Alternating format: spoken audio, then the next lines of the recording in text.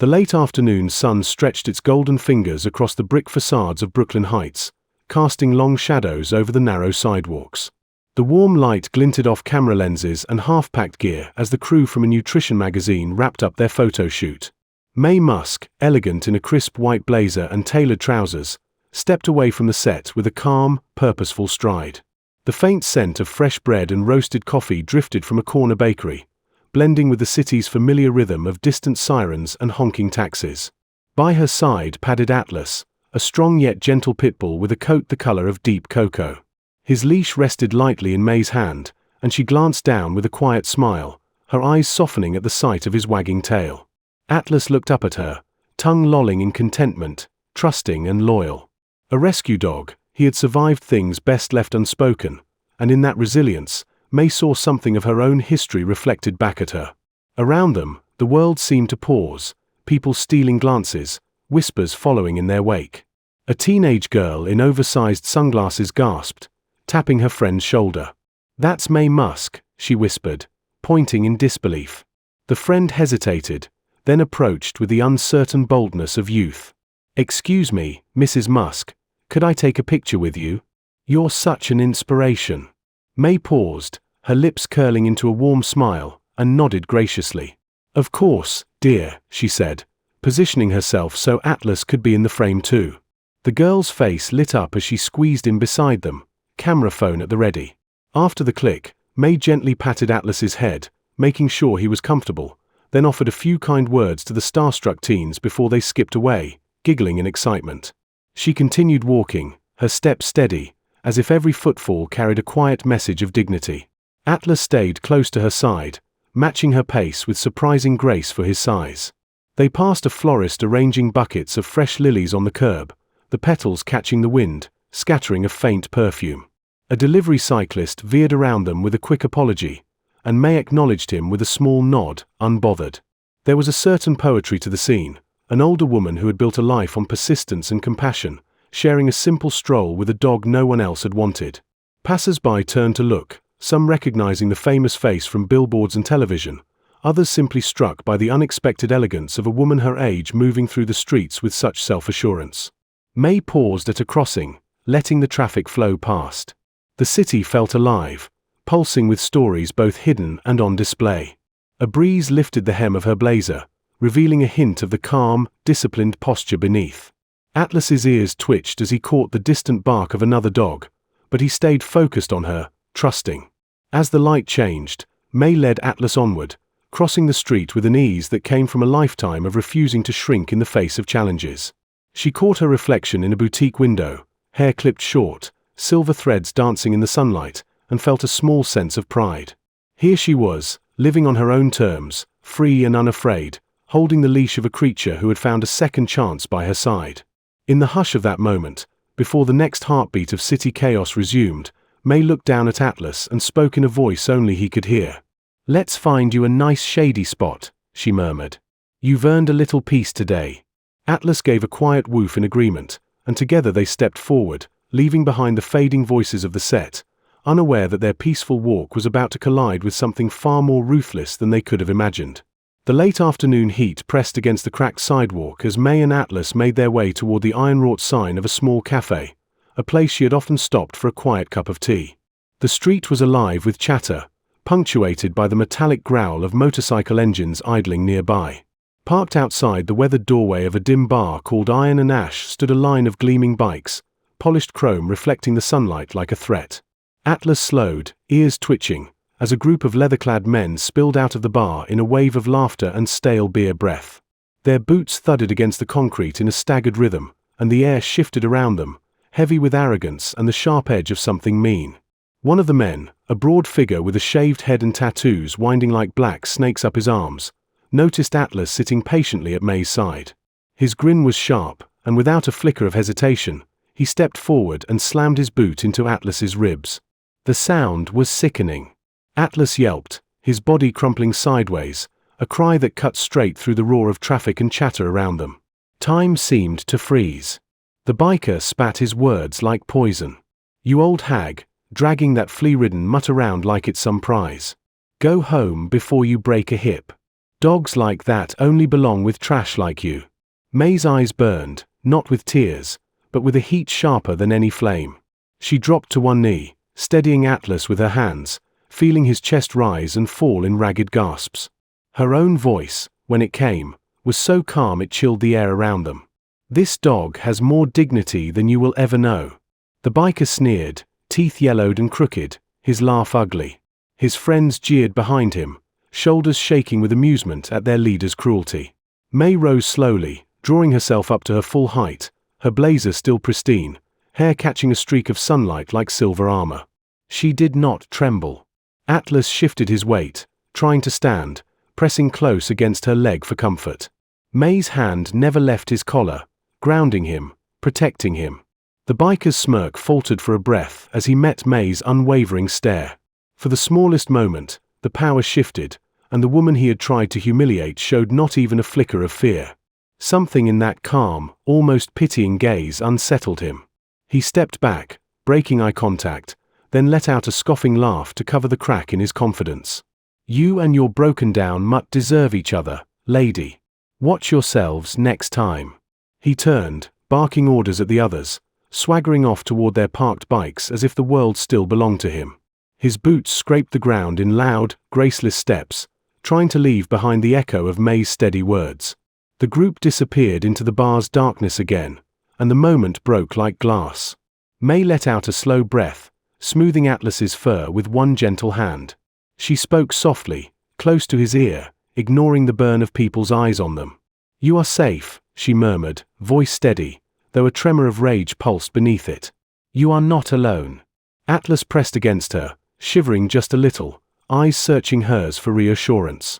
She examined him carefully, noting the slight swelling already blooming near his ribs. Nothing broken, thank God. Still, he favored the other side when he shifted his weight, and the tremor in his chest told her the pain was real. Maye stayed there with him for a moment, letting the city move around them again. Conversations resumed, traffic rolled by, a siren howled 2 blocks over. But within that small circle of air, it was only her and Atlas, breathing together, anchored by something deeper than fear. People had watched it all unfold. Some looked away, ashamed. Others glared after the bikers, as if willing them to turn back for a proper reckoning. A few strangers offered her small nods of respect, seeing the way she had refused to flinch. She lifted her chin, refusing to let her shoulders slump. "Come on, Atlas," she said gently, straightening his leash and testing his steps. "We will not let their ugliness stick to us." Atlas seemed to understand, tail giving the faintest wag even through the pain. Together they took a careful step forward, Maye's hand resting on his back like a silent vow. They crossed the street, leaving behind the hateful echo of cruel laughter, each footstep reclaiming the dignity that no one had the right to take away. The wind shifted as they crossed to the opposite sidewalk, carrying with it a faint echo of mocking laughter from the bar. Maye tightened her grip on Atlas's leash, refusing to look back, determined to put those men behind them. She focused instead on Atlas's breathing, the way he tried to steady himself on his injured side, still trusting, still willing to follow her lead. They had only made it a block before a low voice called out from behind them, dripping with acid amusement. "Hey Grandma," the biker taunted, tossing something toward them with a flick of his wrist. "Here, give your ugly mutt a treat." The motion was so casual, it might have seemed harmless to a passerby. A small chunk of sausage arced through the air and landed right in front of Atlas's paws. Before Maye could react, Atlas, hungry and shaken, lunged forward and swallowed it. The biker's grin was shark-like as he turned away, his laughter trailing after him like a poison mist. Maye's stomach tightened. Something in that grin, the way his eyes had glimmered with cruel delight, set off every alarm in her bones. She knelt to check Atlas, trying to pry open his jaw, but it was too late. Atlas began to cough, a wet choking sound that cut through the hum of the city like a blade. Foam began to bubble from the corners of his mouth, and his hind legs trembled violently, struggling to hold him upright. "No." The word slammed through Maye's chest like a hammer. She cupped Atlas's face, searching his eyes, seeing the confusion there, the way his pupils had started to dilate. His breaths turned to ragged wheezes, short and fast, like he was drowning on dry land. Maye's mind flipped through everything she knew, the science she had studied for decades, the clinical signs she had memorized. Pale gums. Disoriented movement. Severe drooling. Fast collapse. Poison. Her pulse spiked with terror, but she forced her hands to stay steady, opening Atlas's jaws and pressing a finger against his gum to check the color. Too pale. Shock setting in. He was losing control fast. We cannot wait, she told herself, voice sharp in her own head. A taxi would take too long. She slipped one arm under Atlas's chest, the other around his hindquarters, ignoring the weight of him, ignoring the protest of her own muscles. She lifted, staggering for half a second under his bulk, then straightened, locking her jaw in resolve. It felt like carrying a sandbag soaked in heartbreak. Maye kicked off, running hard, shoes pounding against uneven pavement. Atlas's head lolled against her shoulder, breath still coming but faint, rattling. A distant memory of carrying her children through danger flashed through her mind, a time when no one else would help, and it burned like fire in her heart. Hold on, sweetheart, she gasped, weaving through pedestrians who gawked and parted to let her through. Stay with me. The vet, she repeated in her mind, clinging to the word like a lighthouse.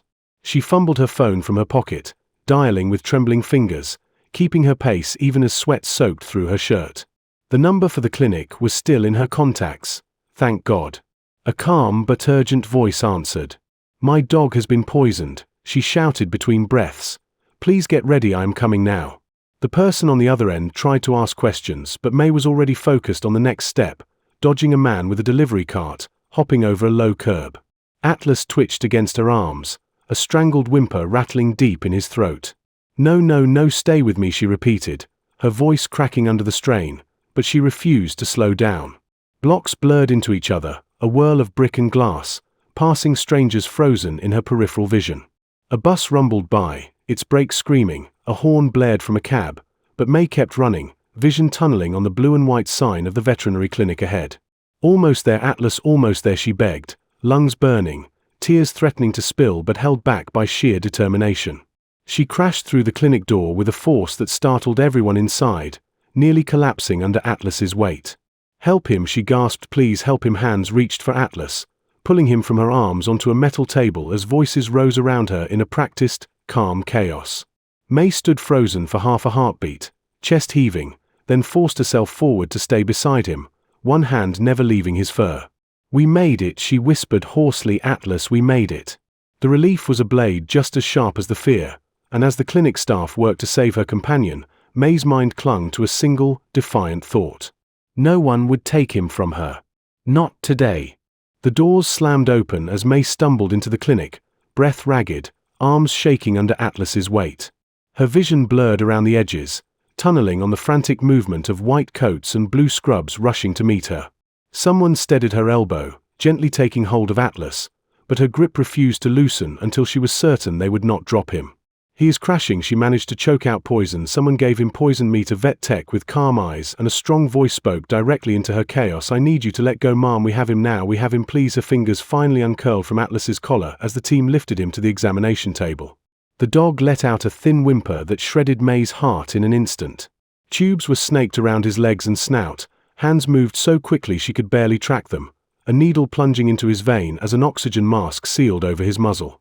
The machine next to the table came to life with a shrill, stuttering beeping. Maye felt every note of that alarm hammer through her skull. His pulse is dropping, shouted one of the staff. Tighten the line, push the fluids, keep him conscious. Another tech was suctioning something foul from Atlas's mouth, a thin trail of vomit laced with red. Maye forced herself closer, though her knees nearly buckled beneath her weight. She laid her hand on Atlas's paw, feeling the faint tremor through his skin. His eyes flickered toward her, cloudy and distant, yet still holding a scrap of recognition. Atlas, Maye breathed. Right here, baby, right here. You keep breathing with me. His chest hitched, then fell, then hitched again, a terrifying stutter that made Maye's own lungs lock up. I need a list of toxins, she demanded, voice sharp enough to cut glass. What might have been in that sausage? I can help balance his system faster. I'm a certified dietitian. I can support him. The vet, a woman with graying hair pinned back in a perfect knot, looked over only a split second, but there was respect in her eyes. All right, she said quickly. Rat poison derivatives, common street opiates, maybe fentanyl if they wanted him down fast. Maye felt something cold rush through her spine. Activated charcoal, Maye said steadily, and vitamin K shot for anticoagulant poisons. If there is a chance of blood thinner base, flush him with lactated ringers, not just saline, to protect his electrolytes. The vet nodded, already snapping out orders. Good call, let's move. The team worked in near silence, after that broken only by the clipped commands of experience. Maye stood rooted at Atlas's side, eyes darting over every tube, every clamp, reading the monitors as if willing them to change. His blood pressure numbers bounced in terrifying lows, then steadied a hair, then fell again.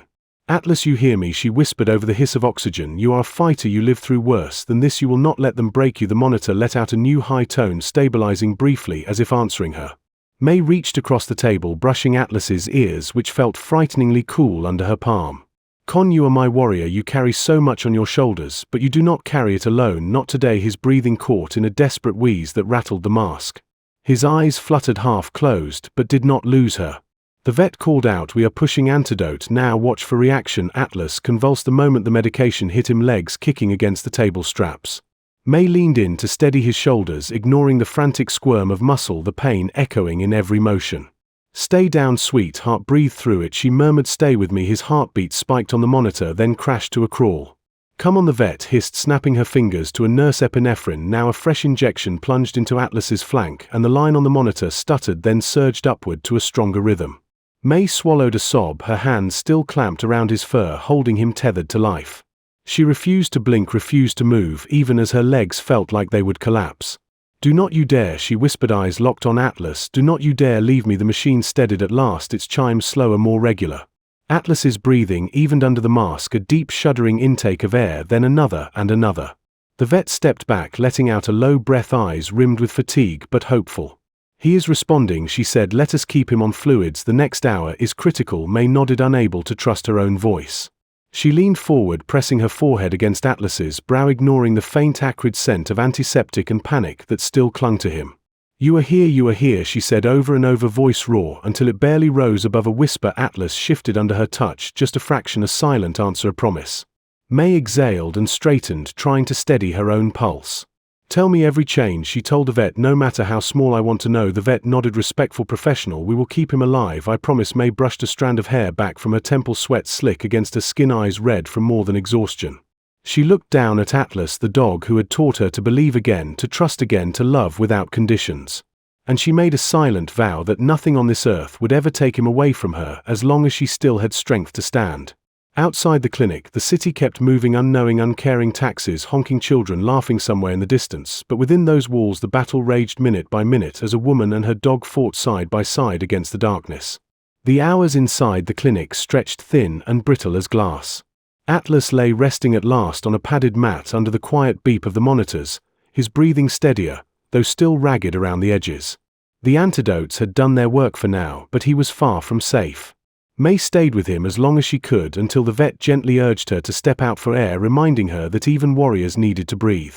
She slipped out into the dusk, the world beyond the clinic strangely unchanged, as if no one else had felt the shock of Atlas nearly dying. The air smelled of rain on asphalt. Across the street, the cafe where it had all started still glowed with evening light, a few customers lingering by the window.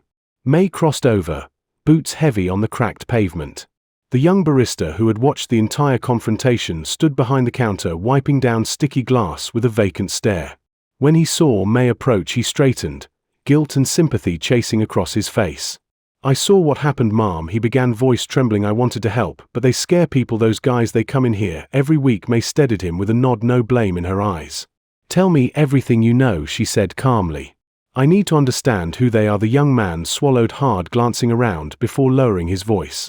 They call themselves the Black Talons, he whispered. They shake down the owner for protection money, been dealing something too, maybe heroin or fentanyl, I don't know for sure. Maye's pulse kicked up at that word, fentanyl, its brutal speed a perfect match for what had nearly killed Atlas. They threatened me once too, the barista continued. If I ever called the cops they'd break my hands. Maye reached across the counter, resting a reassuring hand over his. You did not deserve that, she said firmly. None of you do. He blinked, eyes shining with a fragile hope. Where can I find them now, she asked. He hesitated, then nodded toward the side street behind the bar. They hang around there, he murmured, revving their bikes, drinking and bragging every night about how nobody can touch them. Maye felt the quiet steel gather in her spine. Thank you, she said, you have helped more than you know. She stepped back into the night, pulling out her phone. Her thumb hovered for a moment, then pressed down on a contact she had saved for years. Linda May's voice was steady, though every nerve in her body hummed with tension. "I need you, Sheriff," Linda answered, at once the clipped tone of a woman used to action. "What's wrong?" May explained in brief exact strokes about the poisoned sausage, the near loss of Atlas, the threats against the cafe staff, the name of the gang. Linda did not interrupt. When May finished, she let out a breath. "May, you did right calling me," she said. "We will move fast. Stay where you are." "No," May interrupted with quiet force, "I will not stand aside. These men tried to kill Atlas, but that is only part of it.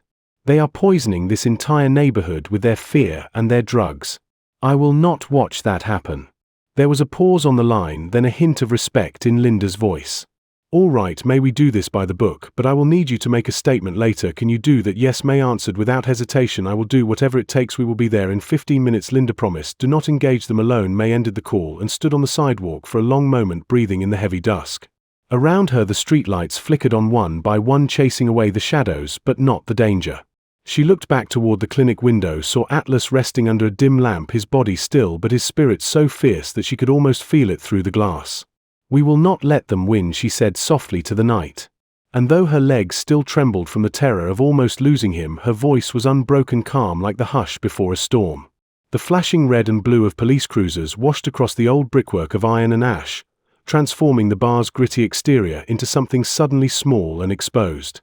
May stood half a block away, next to Sheriff Linda, the familiar hum of radios and the clipped voices of tactical officers filling the night air. The street had fallen quiet except for the low crackle of commands being relayed and the occasional startled shout from the bar's patrons. Linda glanced over at May as the officers prepared to move in. "You sure you want to see this?" May kept her gaze on the bar's doorway, steady and unblinking. "Yes," she answered, calm as a blade. "I need to see this through." Linda nodded, then lifted her hand, giving the signal. In an instant officers in heavy vests poured forward, their movements sharp and practiced as they surrounded the building. "Police, open up!" the command boomed through a bullhorn, shaking the dirty windows. Inside voices rose in confusion, then in anger. A glass shattered against the floor. Someone yelled a curse. Within moments officers breached the door, pushing inside in a controlled flood of authority. Shouts tangled with the clatter of boots on tile. The deep mechanical click of handcuffs snapped again and again. May stood so still she could feel her heart beating against her ribs. Each passing second felt like proof that they were taking back something precious, the safety that fear had tried to steal from her neighborhood. Two officers emerged, dragging the broad-shouldered biker who had kicked Atlas. His head was lowered, greasy hair sticking to the sweat on his temples. His wrists were bound in tight cuffs. When he looked up and spotted May, his eyes went wild, a furious glint of hate burning through the grime. He tried to jerk free of the officer's grip, twisting to face her fully. "You think you won, old woman," he spat, voice low and venomous. "I'll be out soon, you hear me? You can't keep me down." May met his stare without a flicker of fear, her expression smooth as glass. "Maybe you will be free again," she said softly, "but my dog is still alive and your humanity is already dead." The biker's jaw clenched, his eyes sharp as broken glass, but there was nothing he could say to that. The words cut deeper than any fist. Around them the street had gathered, a small crowd drawn by the flashing lights and the noise. People who had seen what he had done to Atlas, who had looked away in fear, were now staring with cautious hope as officers led out biker after biker. May saw the barista from the cafe among them, clutching a phone in one shaking hand. Their eyes met across the sidewalk, and May gave a small reassuring nod. The young man nodded back, his shoulders easing as if permission to believe in justice had finally arrived. One of the officers called out, "Sheriff, you need to see this." Linda stepped forward, and so did May, drawn by the tone in the man's voice. Inside the bar behind the counter they found a hidden storage locker, its cheap plywood cover already broken open. Bags of white powder stacked in neat bricks lined the shelves, along with rolls of cash and a few gleaming pistols. Linda let out a slow exhale.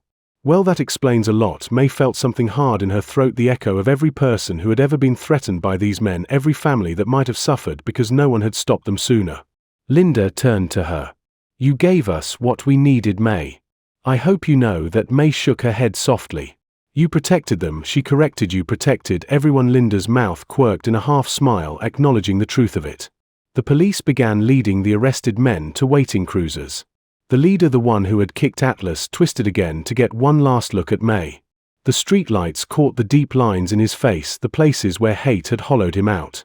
"Rot in a cage," he hissed. May tilted her head, the faintest sign of pity brushing her features.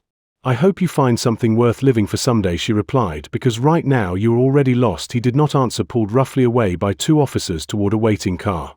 A few people in the crowd began to clap quietly as if unsure if it was allowed. The sound grew bolder as others joined in a small round of applause for courage for a second chance to feel safe. Maye turned back toward the clinic where Atlas waited, watched over by kind hands and careful hearts. The adrenaline was fading, leaving behind exhaustion so deep it ached in her bones, but she stood tall. Linda placed a hand on her shoulder. "You okay?" Maye nodded, though her throat felt tight. "We're okay now," she said. Together they watched as the last of the bikers was driven away and the neon sign of iron and ash flickered uncertainly over a place that had just lost its poison. The night was far from quiet, but for the first time in too long it felt honest again. The morning sun spilled gently through the clinic windows as Maye watched Atlas stand on his own for the first time since the nightmare began. His legs wobbled a little, but there was determination in his dark eyes, a spark that refused to be put out. When he looked at her tail, giving a cautious wag, Maye felt tears sting behind her lashes. She stepped closer, letting him press his weight against her leg as if anchoring himself to the familiar safety of her presence. The vet gave a soft nod of approval. "He is ready to go home today, just take it slow, he is still healing." Maye thanked them all, her voice warm but steady, then clipped Atlas's leash back in place. He leaned against her as they walked out of the clinic door into the clean quiet of a new day. The city around them felt changed, somehow as though the night's chaos had left it sharper and truer. Waiting on the sidewalk were a pair of reporters and a camera crew, already raising their microphones as Maye approached. She paused for a moment, steadying Atlas and drawing a breath to choose her words carefully. "Mrs. Musk, how do you feel after what happened?" one of them asked. Maye looked down at Atlas, then back at the lens, her voice calm and certain.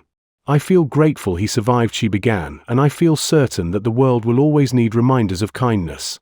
We must protect the weakest among us because how we treat them measures the worth of our society." The cameras clicked, a flurry of flashes momentarily blinding her, but she held her ground, letting the message land. They moved aside, respectfully giving her space. Maye turned toward the park across the street, a wide sweep of green under the morning light, and nodded to Atlas. "Come on, boy, let us take a proper walk." He padded forward, eager to feel the grass beneath his paws again. They stepped into the quiet pathways of the park, leaving behind the noise and the questions. Atlas lifted his nose to the breeze, tasting a freedom hard-won. Maye slowed her pace, matching his careful stride, every movement a reminder of resilience and love. As they moved beneath the arching branches of oak trees, the world seemed to grow soft and forgiving again. The camera that had been following from a distance pulled back further, still catching the shape of a woman and her dog side by side in simple, unbreakable peace.